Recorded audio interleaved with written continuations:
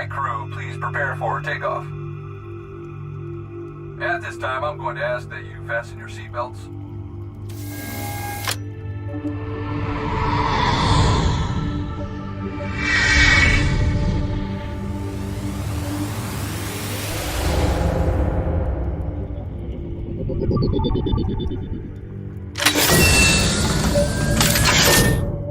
So then the open ajna knows, well, on the simplest level from the God code, how to solve. Mm-hmm. What else does the open ajna know? Well, I try to conceptualize and visualize and and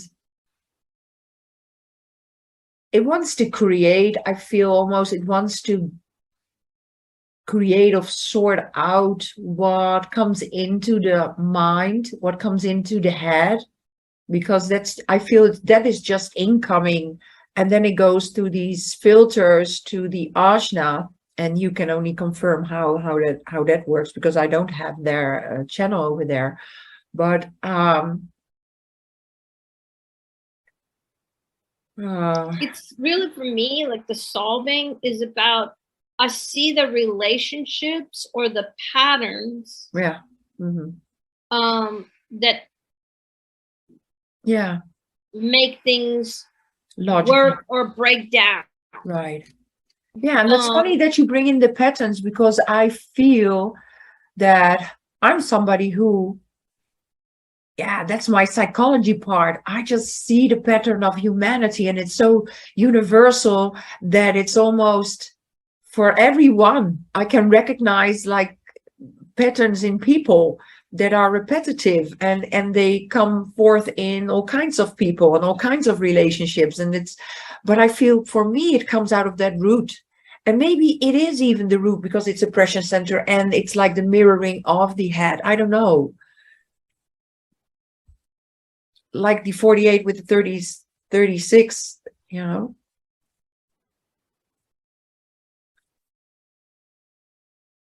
And no, also, I mean, that makes sense. What is the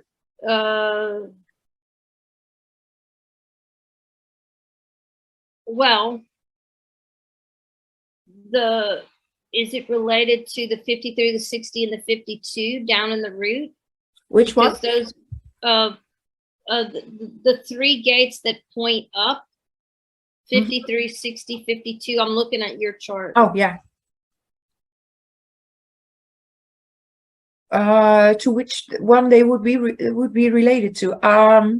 To solving. Yeah, I think because you have the abstract and the logical stream. I feel everything is divided in logical and in abstract. And I believe that the 63 is the logical. So the 63-4 is the logical. And then a 64 would be the abstract way. Maybe that's why it's called confusion with the 47. So that will be the abstract side of confusion and realization. And that's like messy. So I think that's the abstract side. So, and mostly it is. No, I believe the 952 is that's a logical circuitry. Sorry, I just suddenly knew. Yeah, I you know what? I had flipped these. So I thought I was going solving to know, but it's really solving to know. Solving to know. Yeah. I flipped them.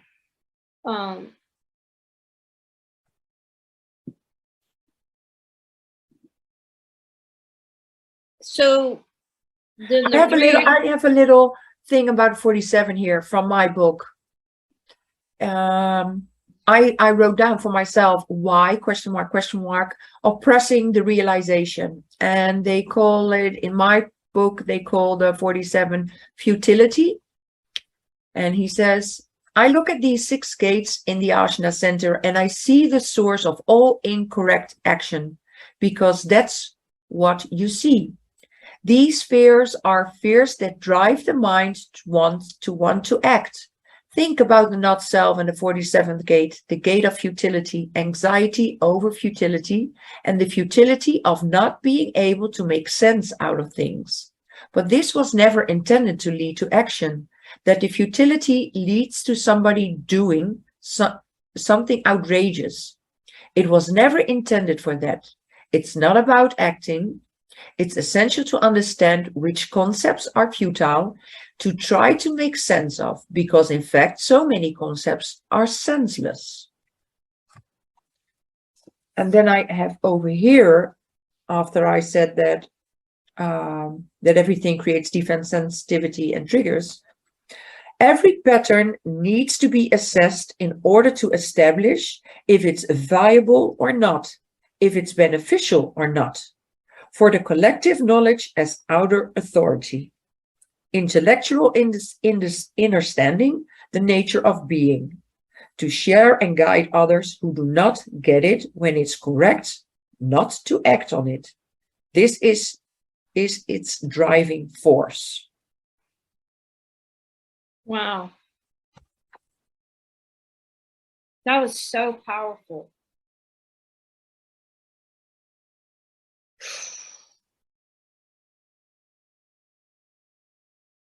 And it's called outer authority because it is, your answers are for the other. And your own voice is your inner authority. It is your solar plexus that you need to follow. Say that again. Outer authority is you bring that forth for the other. So all like you're doing with your soul communication, it's for the other. But what is aligned for you is listening to your solar plexus, not to what your mind is telling you.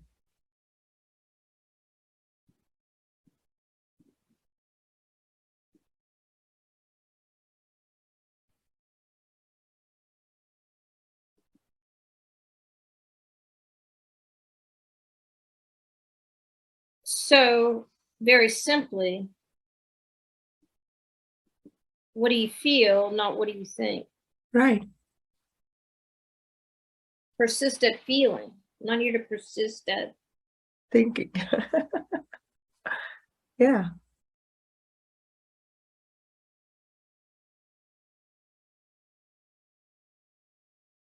So use your so feeling powerful. for yourself, and you use that ajna and mind you use for outer authority for making money.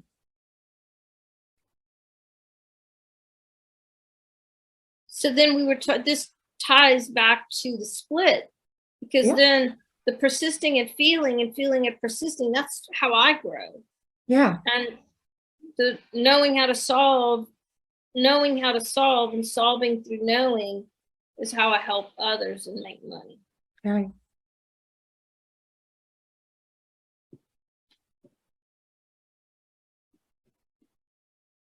I'm almost feeling like that your consciousness knows who wants to hear. So what comes out of your open throat? See, I feel like what's happening now is we're talking about open centers in the depth of the well, as right? Yeah.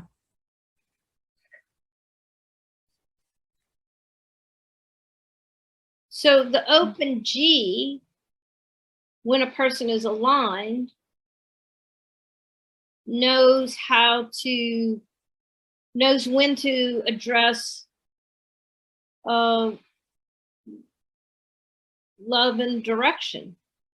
Yeah. Knows when wisdom about direction is needed. Yeah, the funny thing is I always say I know everybody where they need to go except for myself. I have no direction. I just follow my flow. And I can perceive it as feeling lost because it's the disorientation, or it's the dislocation and then orientation. And when I started really feeling into that, I was like, I'm just orientating the field all the time. Like I'm orientating for myself in a way that what is my environment? Where do I feel wanted and welcomed? And where do I feel love? And where am I given an identity, maybe even? And when I'm done, I just leave again. I have the third line over there. So it's the trial and error and bonds made and broken. So I just say thank you and I leave. And that's okay. You know, through our conversations, through our work together, I really have come to the peace of not knowing where I'm going. That everywhere I'm going is constantly coming to me. Right. Yeah. It's the truth in the, you know, it's the invitation, the correct invitation in the moment. Right. It's the life is showing up for me. Excellent. And that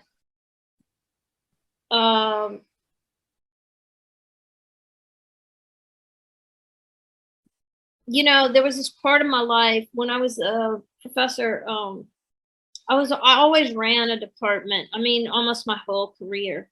And then there was a moment where I was invited to apply for a dean job. And it was just a temporary, they call it acting. It's not permanent, you know, it was just an acting. And so I remember that part of my life because I had goals. Like I had a 5-year plan. It's also the time in my life where I got knee replacement. Wow. Yeah. Because instead of, I mean, there was a part of me at home that was being with what showed up, you know, but then there was a part of my career where I was fixing, you know, a plan. And yeah, I think that's not self because I never plan. I don't have a goal. My goal is to go with my flow. And I thought I always needed a plan because everybody told me I needed a plan. My manifestor father with a completely defined throat, like almost every gate, and having the alpha channel and such, said I needed to, you know, this education because then you can plan this and then you can be this and then do that, and like future oriented all the time. And I feel with that open G, it's there's nothing to plan because the divine has your path and you need to trust in that. And then I feel my 40.1 in my IQ to surrender to divine will, divine timing, and that's all I can do, surrender and enjoy the ride. so then combine all of, because I have the 42, but combine all of that with the right angle cross of consciousness where you're just supposed to sit on the wave, on the Right. bank and watch everything pass by. Exactly, you're the right passenger. Yeah, that's all you need to do. You're kind of an accountant. I'm seeing like your consciousness, your personality crystal is just typing there, sitting there with the little glasses and just typing there like everything what's happening, you know, like in a court case when there is this typer person who just types everything that's being said. It's just registrating everything that you are seeing, hearing, tasting, feeling. Yeah. And the not self would say, well, if you don't have a plan, how are you going to be happy? How are you going to be doing what makes you happy? And the truth is, if you just wake up and do in the moment Right. what your body feels like doing, you're going to be happy. Exactly. You know, this thing, I don't know why it's important, but I think it's important. So, as a girl, I used to embroider, like just needlework, Mhm. and I could sit and do needlework for hours. Wow. And I really I have some clothes that, like, I have some jeans that are embroidered, and I have a jacket that I bought in Peru that has, they embroider these beautiful Wow. sacred geometries on clothes, and I Cool. just love that. Yeah. And for the last year, I've been thinking about embroidering, and I keep telling myself, Go do it. are you really, is that going to be, like, really, you want to buy? Because I had everything, like I had hoops, and when Trey and I were splitting up, I just let it all go. Mm.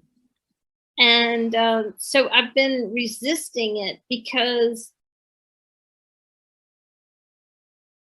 is that really what I want to spend my time on, right?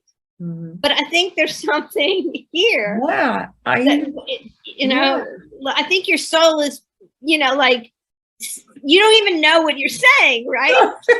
No, I don't, because I'm not thinking about it. I'm just You're not thinking about it. allowing. No. Right. And, I've scribed everything. Like, I've scribed for 20 years for my students, because I didn't want them to worry about taking notes. I just wanted them to be able to be in the experience. So I would put up on I'd have projected on the wall that they could see that I was taking their notes for them, so they could just be in the experience.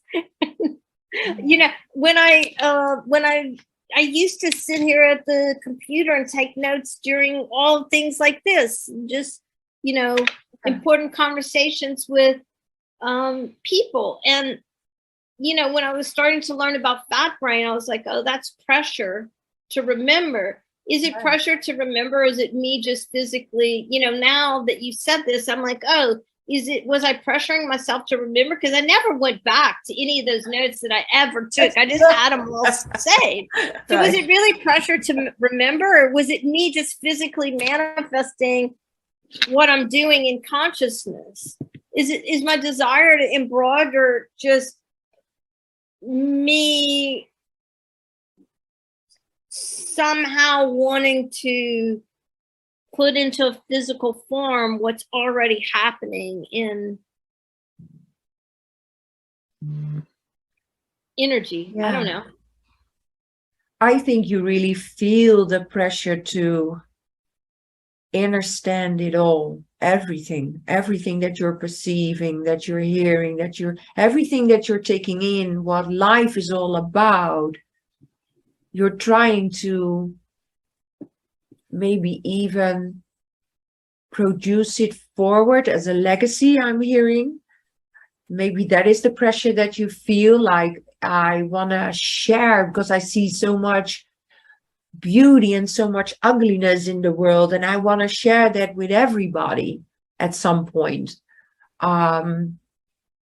And now I'm sensing that when you spoke about sacred geometry and the needling, I was sensing maybe how beautiful would it be if you would create art with sacred geometry, with the needling, wherein you put your consciousness not in words, but in symbols, but symbols that you create.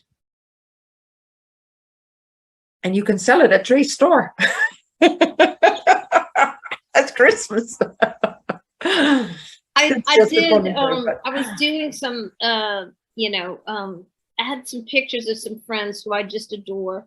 And I decided one day that I was going to paint them. Of course, I'm not, so it's very impressionistic.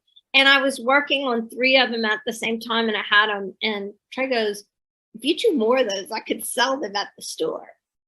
And I was like, really? You could sell, because yeah. And probably he was picking up on the energy that I was embedded, the love, just because right. It's the energy in the painting. Yeah.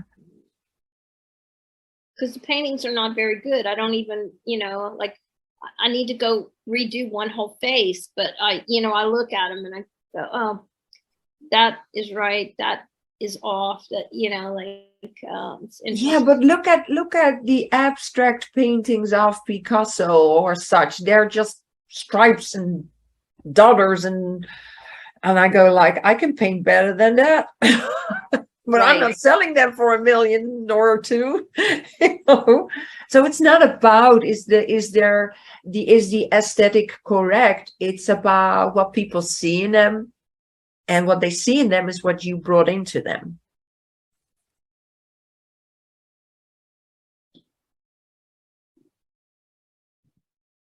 And the funny thing is that because I am closing a lot of doors, so to speak, because I want to open something new. And now via the tribe, I came across this spirit flute with an E minor. And I was listening to the video that he created, and I was like, I want that. So I Googled, and it has to come from the US. So it's a flute of like $300, but I'm in love with that flute. I want to start playing the flute, and I want to learn to play my handpan properly, because it costs a lot of money and it sounds lovely, but I don't know how to play it. My handpan, my raw fast drum. Did you ever see it?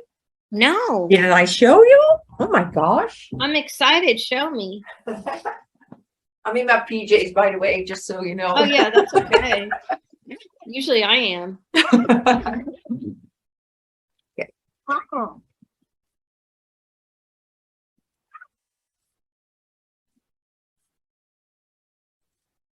Oh wow, I love those. You know that one? You ever I've heard seen them. I mean, I've seen smaller. I know people who have smaller ones here. Did you get that when you were in Costa Rica? Where did you get it? No. This one comes from, I believe, like Czechia or Slovakia, somewhere around there. There are these handmade handpans that have like these hollows and dots in them. And this is like an in-between pen, meaning this has a little mechanic inside, but it's still handmade.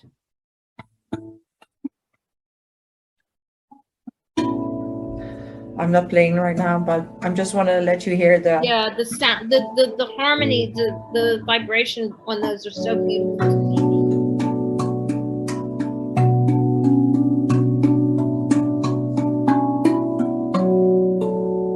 It's so clear. It doesn't matter what I'm playing. If I play just it's, for me, it all sounds lovely. It has no rhythm if I play it, but the sounds are just so amazingly beautiful. That was beautiful. What just. That's because it's a good soundboard machine thingy. I love that. Yeah. When did you get this? This one I got about, I think, 1.5, 2 years ago. And the funny thing is, when I got this drum, the light language started coming in a dream, because my husband heard me speak it, and I was like, okay. So I took some hape and sat with the pen and just allow things to come through. And that's when I created some videos on YouTube with it. And I'm not looking back at them because I'm going to judge it with my human mind. So, but it was like this beautiful incoming energy that I got to experience in my openness, I think. It's not something that is mine, but now I feel drawn to the music again, because I am sensing that I want to go into the direction of really being with people and like being in my own kind of ceremony. So not the ceremonies that are already out there, but I don't even know how it looks like. I just see an image of me playing and opening maybe a ceremony or whatnot, and have a discussion. And then meanwhile, with a meditation or something, that I play the flute or I play the pen or we play together or whatever. As long as it got an expression, it's like people can sing along or just improvise something that they feel when I play the pen, what they feel that comes up. I don't know yet, but I just was fascinated by this flute, and then suddenly I saw, that's what I want to do. I want to take music lessons. So I Googled. I haven't found anyone yet, but that's something I want to do in real life, a little bit out off the screen and such. This is amazing, because it feels like you're opening up, or maybe I can ask it as a question. Are you opening up to the level of vibration where sound is the expression of wisdom? Yeah, because music can touch upon a lot of emotions, even just by listening to certain sounds, certain vibrations. They even have flutes in chakra sounds and like the glass bowls and such. And I don't have anything with the glass bowls. My husband loves them. He's getting his first sound bowl experience next week. But for me, it's even like a dance. It's something I can physically create, this music. Mm. And then just when I play, I don't think, I just, again, follow my flow. And maybe even as a role model, I would like to show that where I used to be very shy and ashamed of expressing myself, I can show that you don't look like a fool if you just start playing from the soul of your being. Yeah, I mean, you have a throat, so you can share, but it almost feels like you have this wisdom or capacity to play the body, whether it's your body you're playing or the person you're working with's body. And it's a true expression or an expression of truth in the body. It just flows through you without. Right, without me having words that can trigger or can feel like a judgment. If you take the words out, there's another communication coming through. I love that. Yeah. Because I do feel sorry. I feel like through our conversation today that it's weird, but my open centers are even more open and clear.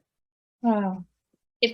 Does that even make sense? Yeah, that makes sense, because what my healer told me was like opening of the heart chakra. It was blocked, and I was like, yeah, I have an open heart center and I have an open G. So yeah, it probably is blocked because of all the incoming. And I think it is important that the open center stays open or reopens, because then it can go through. If we close up, that everything that was still there is gonna be locked inside and it's gonna rotten. Mm.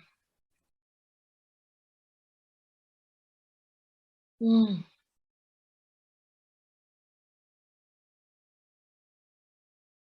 Yeah, like he said to me that I was still holding a lot of grief and anger, and the anger I could not access until last week when I dreamt about my anger. Oh, wow. I stomped some faces in my dream. That's fascinating. And then I woke up, I was like, oh, now I know where the anger was. And I Where just was thought, well, part of it was with my husband, part of it was from the things that I experienced before my burnout in the business with my colleagues, and how I was treated, and how unfair, because I'm very about fairness and how do I say that in English? That I could not do anything about it, the helplessness in it, so to speak. And the other thing was, it's funny that you even forget because you released it. It was old stuff. Oh, with my parents again. Yeah. Cleared lots of energy. When I started having big yawns like that, I know we're moving so much energy clear. Yeah, knowing with the 47 also that it's collective, it's sometimes not even mine, and then it translates into a certain situation for me to have a realization or a recognition. Yeah. And a lot is happening in my body. He says, you're going, slow down. He says, you're going so fast. Your the healer guy that was your husband's friend. Yeah. And he says, my ego still is little, stroking when he says that. I try not to, but it still is. He says, you have such a beautiful energy and it wants to come out. It wants to show itself to you, And he says, you already know. And then I feel kind of what you said. Like, I feel like I'm, I forgot the word that you used, but you kind of feel like it's arrogance to acknowledge that you already know that you hold a beautiful energy inside, but I oppressed it. Maybe that is again the 47 of oppression. I was oppressing my light because I don't want to get struck down again. I don't want to be pushed back. So then we had a conversation about that.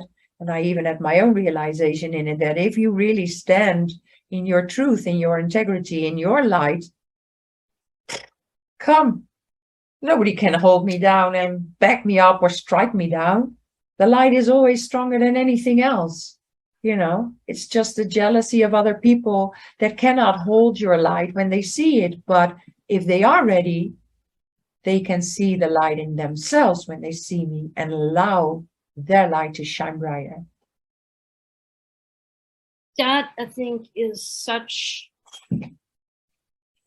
in all of this, to have that awareness, Yeah, I really feel that 26 in that, because the 26 also talks about that light that is trapped, and that all the 26 wants is to shine a light on all the others. And that's what I feel when I'm in groups. When I see a potential, I just, trigger and do, and I see all my activations trying to provoke the beauty that I see in the other person.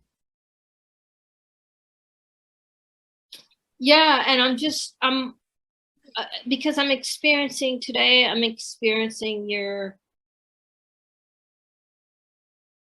with me, I always experience you at a high vibration and wanting to flow, like. Yeah. But today what I'm experiencing is how much more access to your field that you have. It's like, I've used this analogy with clients in the last 2 months. It's like, say you knew your field is a 3-bedroom house, but then this magical portal opens up and you realize, oh wow, I've been living in a 5-bedroom, Well, I have a castle. Right, I have a castle. And it's like suddenly you have more access to your field, and a relaxation about that, not an anxiousness about it. No, I'm allowing it. I'm trusting it, and I feel it is time that I can hold it now myself. It wouldn't run away with me, if you know what I mean. Yeah, and the shadow of arrogance, I was afraid of it. And now I know it's not arrogance. If I can hold my light, it's there to shine the light on others. Because otherwise I can be in 4-6. I can't be a role model. Right. And then also any structure, pattern, creation that kept you in the 3-bedroom house is going to fall away. No. Because you want to choose to be in your whole castle. Yeah. And even when you say that, I almost feel that I built that 3-bedroom house to protect myself, because all that space, it was scary. Because I have put up walls. Yeah, definitely. And now the walls are, I'm leaving them behind. Coming down, because you don't need them. Right. You can be in the castle. Yeah. You can expand and come and join me in my castle. Right. Because there's freedom. Oof. Woo. Wow. Yeah. Wow. And what is freedom? It's spaciousness. spaciousness, and spaciousness is spirit. So that brings the cycle back. Wow. No, but I was inviting you to my castle. Come to my castle. Let's I go. feel very invited into your castle, you know, and my my awareness of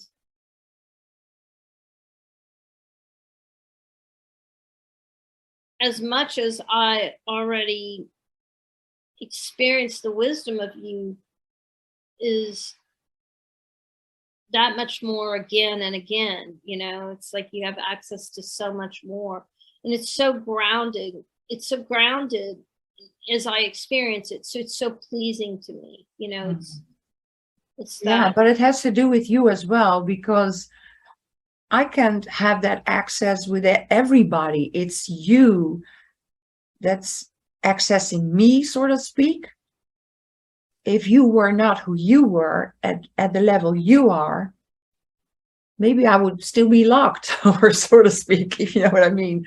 So it's the connection. Symbiosis of us Yeah. working together. Yeah.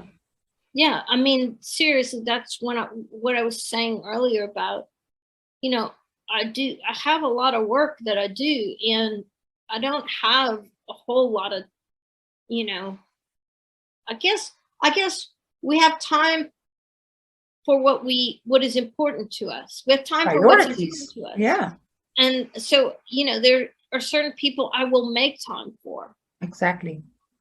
You know, Same here. If it wasn't for you, I would not have been on a late call anymore, because I kind of stopped that because it was draining me. But when I'm with you, I get all excited, I get energy. It's like the giving and receiving, and it doesn't feel like a drain. I get fulfilled when I'm speaking with you.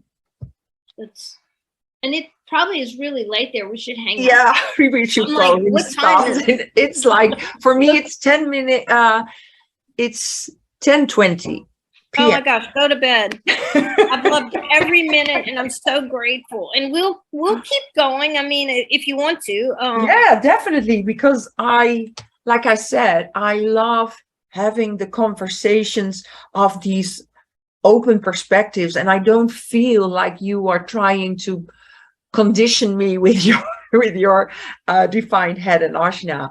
So I love that we are doing these inquiries with each other, and we are being each other's mirror in that, so to speak. And I feel like that the reflections of the mirrors that we now have around that 60, I just call it the 63 because I don't have the others, but it's that awareness and that consciousness is that prism is like when we come together. So we see more when we discuss together, instead of me just going at it alone, and maybe for you the same when you go at it alone. Totally. And I think that's this, what you just said. I won't say a whole lot, but I realize about myself that I understand that I have a defined head in ashna, and that in some people they're unmovable. And I've been contemplating, why is that not true with me? Because what's mostly true is I don't care what the answer is, and I don't have to have the answer. I just want to know. I want to know the feeling of truth. That's exactly what 63 is all about. It doesn't need to know. You know, I don't care. I think that's why, like, I'm an excellent dowser, because I don't have an opinion. Like, what I'm most excited about is, what is the truth? Where's the energy of truth here? And I'm always surprised at what it is. Like, so I don't need to condition you to me, because that's not even fun to me. No. But it's dull and uninteresting. Yeah, exactly. Well, I was conditioned through my mother by her defined ashna with her 11 and the other one on the other side, which are both the opinion gates. And so she's always coming at me with opinions which are not related on truth or anything, because she's, to be honest, not that intelligent. So it's all very, very superficial opinions and no question underneath. So, but you don't have that. So that's why You might even act like an open head, meaning like you're open to all kinds of perspectives, because it's the inquiry which has to be open to all perspectives, because everything is truth, or everything has a truth. I mean, and there's occasions where I think, I don't know, it's like this mass combination of things. Like with Trey, we agree to disagree. Perfect. Like, you know, there's some things that I just know this is what I want in my life, or I don't want, and he wants something different. I go, okay, well, we'll just agree to disagree. Like, I don't feel the need to like superimpose my defined head and ajna on him. And maybe it was because I was an academic, you know, maybe because in academia, you're always questioning everything. Right. And it's not about like, you know. Yeah, I think that's a healthy way of how a defined head and ajna operate. And if you're trying to convince others, I think it's not a healthy way, because even the defined centers have an unhealthy way of expressing. Yeah. Mm-hmm. This has been a big point of my contemplation this last month. So Yeah. Thank you for that. Yeah. Thank you. All right, sister friend, tell your husband I said hello.